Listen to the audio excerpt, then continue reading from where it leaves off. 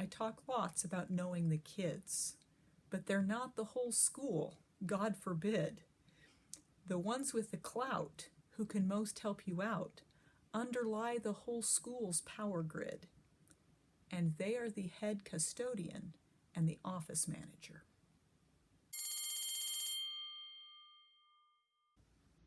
One of the cruelest paradoxes of the teaching profession is how socially isolating it can be.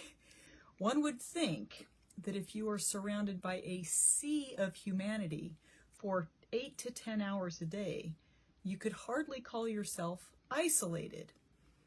But it's amazing how rarely you get to have an adult conversation about your profession or about anything else within the hours of the school day.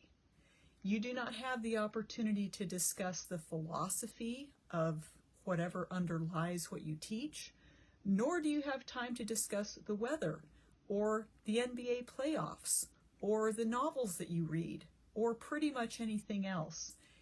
And that can be extremely isolating.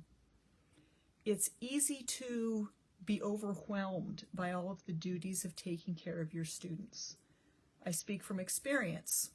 My typical workday involved my arriving to school hours before anyone else. Typically it was still dark. There were no cars in the parking lot and the hall lights were off. I'd walk down the cavernous dark hallways to my classroom, turn on the lights, power up my computer, and get to work. Usually I'd manage at least an hour or two before anyone else was in the building, but as soon as students were in the building, they would begin to drop by my classroom to visit, to turn things in, to ask me questions, just to pass the time. And I literally had an open door policy. I would block my door open so that they didn't even have to turn the knob to get in, and my time became theirs. And that continued all through the school day. I would eat lunch in my classroom. I would not go down to the staff room, and so students would be in there during lunch. And then after school, I would generally have at least one scheduled writing conference, sometimes two, and kids would be in for homework help of various sorts or just a visit until practices started for soccer or basketball or whatever it was. And so I was at school surrounded by students for hours and hours every day. But I very rarely saw, much less interacted in a meaningful way with other adults. Those other adults in your building are essential to your well-being as a teacher. And I'm not just talking about the colleagues that you have in your department. They are, of course, essential, but I'm going to leave discussion of colleagues and relationships and interactions with them to another time. What about the other adults who make your building function? And I'm specifically referring to the head custodian, the office manager, and the librarian, among other people.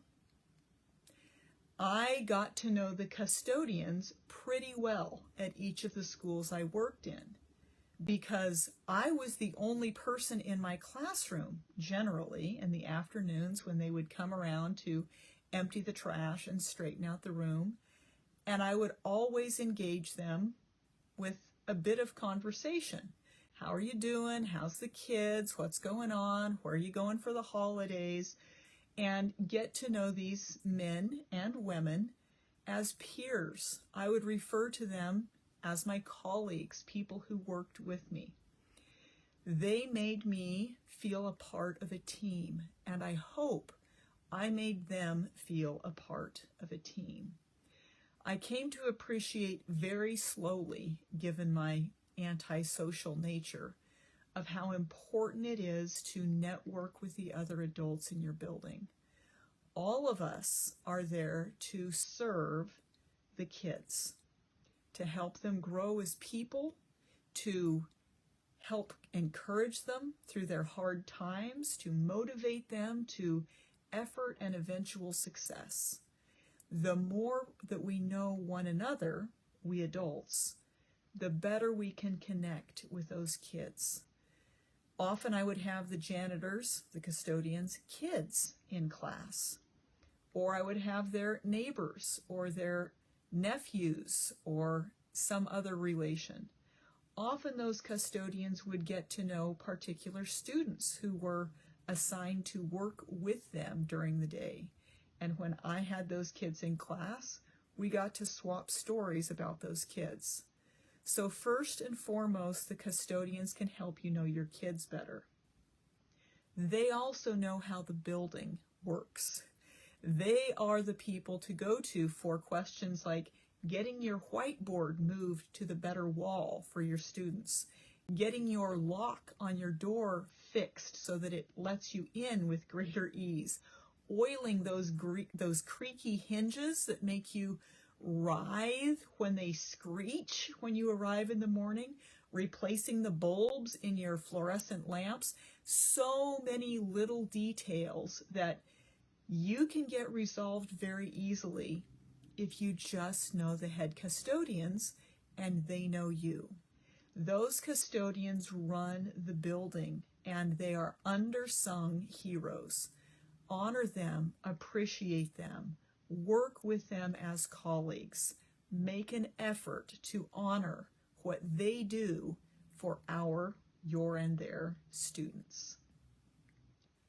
The second most important non-professional colleague to know is the office manager.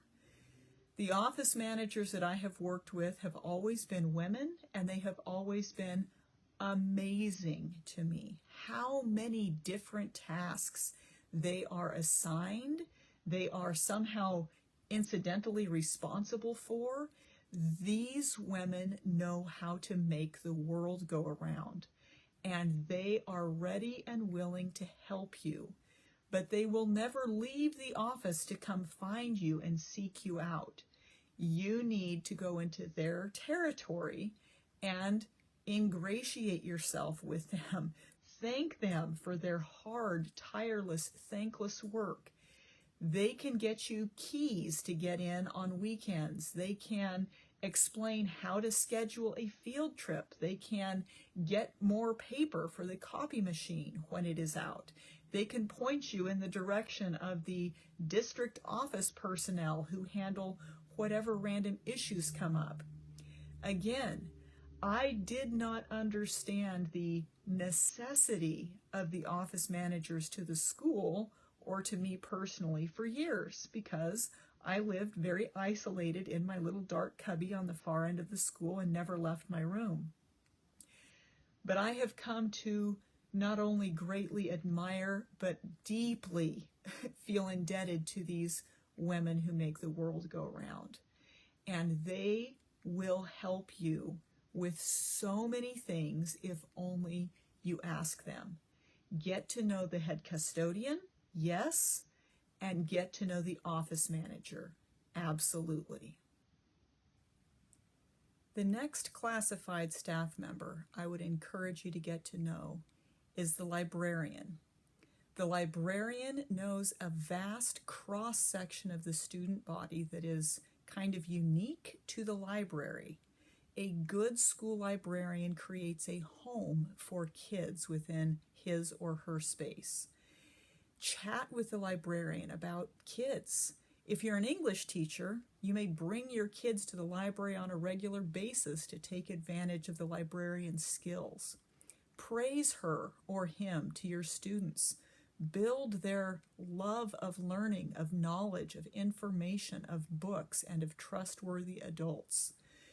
The librarian's skills often far exceed your own when it comes to resources for your subject or resources for kids in general.